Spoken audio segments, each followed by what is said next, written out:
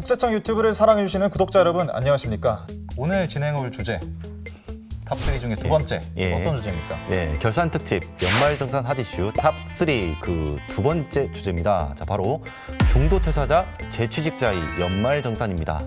중간에 근로자가 그만둔 경우에는 과연 연말정산 서류를 어디에 제출해야 되고 연말정산을 어떻게 진행하는지에 대해서 질문이 굉장히 많으세요. 세한남님, 예. 어떻게 하면 거두절미하고 받을 수 있습니까?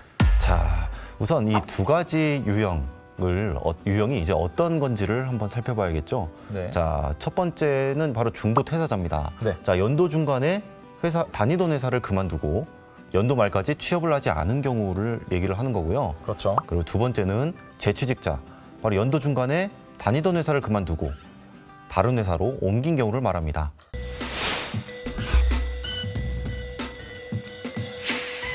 첫 번째, 바로 중도 퇴사자의 연말정산입니다.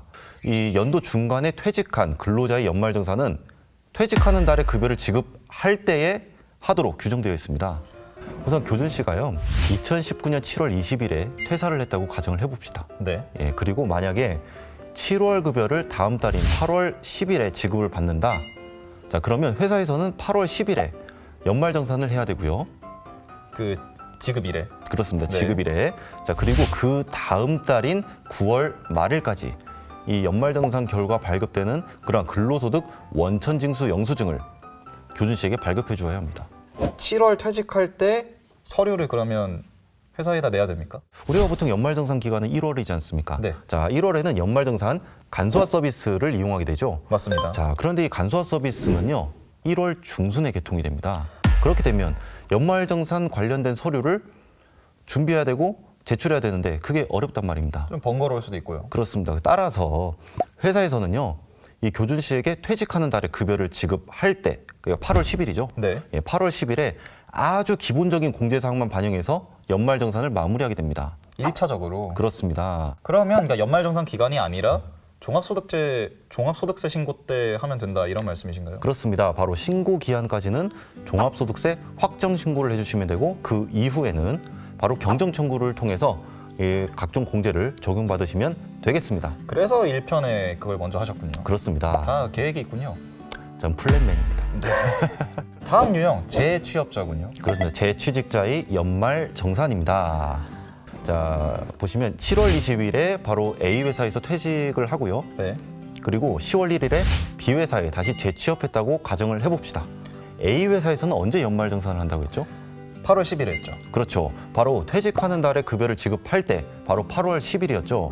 이제 10월 1일부터 B 회사에 근무하면서 근로소득이 발생하잖아요. 3개월 발생하겠죠. 그렇습니다. 바로 10월부터 12월까지 총 3개월간의 급여에 대해서 연말정산은 바로 B 회사에서 진행을 하게 됩니다. 여기에서 주의해야 될 점이 한 가지 있습니다.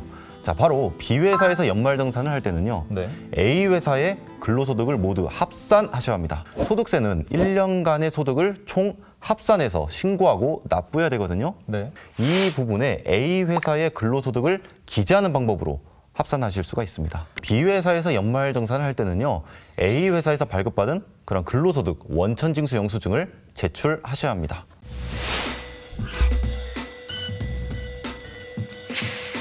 네, 두 번째로 밀고 있는 새로운 코너. 새로운 코너 네. 세한남, 도와줘! 제가 고개를 돌리고 있어요. 저는 이번에 이직하게 됐는데요. 이직한 회사에서 전 회사에서 연말정산 서류를 제출하라고 하네요. 그런데 전 회사에서 받은 서류가 없어요. 전 회사에 서류 달라고 연락해야 되나요? 사실 이게 좀 좋지 않게 그만둔 거라 아하. 서류 달라고 하기가 좀 그래서요. 네. 연락 안 하고 하는 방법은 없나요? 새로 옮긴 회사에서 연말정산을 일단 정상적으로 진행을 해줍니다. 그리고 나서 4월 말이 되시면 그러면 국세청 홈택스에 접속해서 종전 회사의 원천징수 영수증을 출력을 하십니다. 종합소득세 신고 기간에 이 종전 회사의 연말정산 내용과 현재 회사의 연말정산 내용을 모두 합산해서 종합소득세 확정 신고를 해주시면 되겠습니다. 제가 3월에 일을 그만두고 6개월 쉬다가 9월에 다시 취업을 했습니다. 그리고 연말정산을 하는데 쉬는 기간 동안 사용한 금액에 대해서는 공제를 받지 못한다고 하더라고요. 사실 저는 쉬는 기간 동안 국내 여행을 하면서 쓴 돈이 좀 많은데 이거는 공제가 안 됩니까? 아주 중요한 사실이 있습니다. 뭡니까? 이 소득세가 이 근무한 기간 동안에 발생한 급여에 대해서 부과가 되기 때문에 이 소득세에 따르는 그런 공제사항도 근무한 기간 동안에 지출한 비용에 대해서만 적용된다라고 생각하시면 되겠습니다. 그러면 이 모든 비용이 다 이런 방식으로 적용이 된다. 바로 이제 그 예외가 있군요. 예, 그렇죠. 예외가 있습니다. 네. 이러한 항목들은요, 재직기관과 무관하게 1년간 지출한 비용에 대해서 공제를 적용받을 수가 있습니다.